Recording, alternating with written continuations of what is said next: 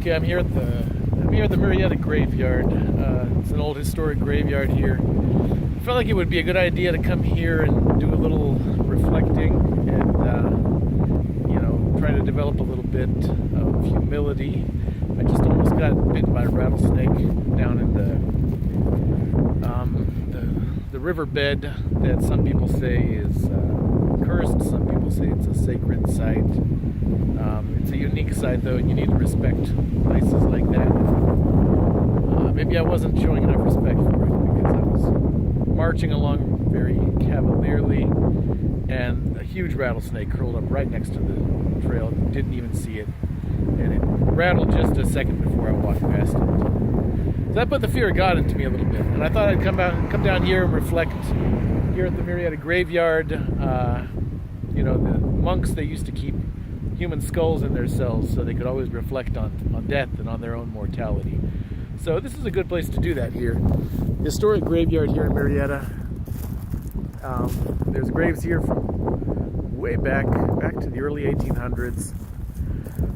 Here, the town of Murrieta, this graveyard's right down here at the end of Ivy Street. Downtown Murrieta is down that road all the way to Washington. And in downtown, Old Town Murrieta, there are a lot of haunted places there. Lots of old buildings where strange things happen. There's an old red house that used to be a brothel. I visited that last summer and spoke with the owner. And he told me about a little girl that appears in the upper window sometimes. I went on the staircase, had a strange experience on the staircase there, which you'll read about in my book.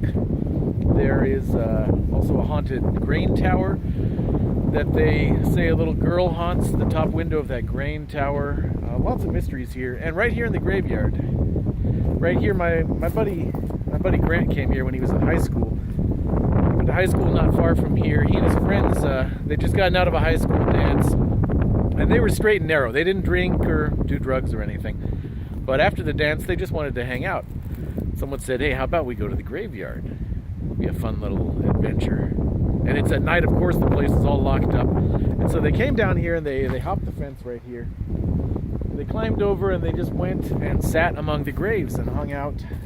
And he says they weren't there more than 5 minutes, maybe 10 minutes. And they all started to get really freaked out.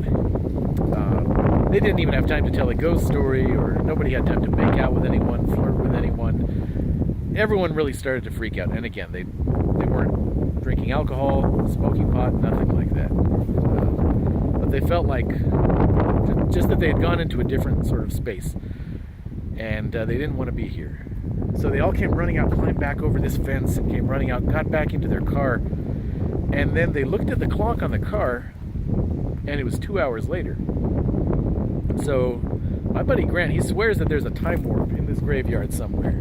He swears that they lost 2 hours. Nobody has any idea where it went. Make of that what you will. But this is the fence that they had to climb over.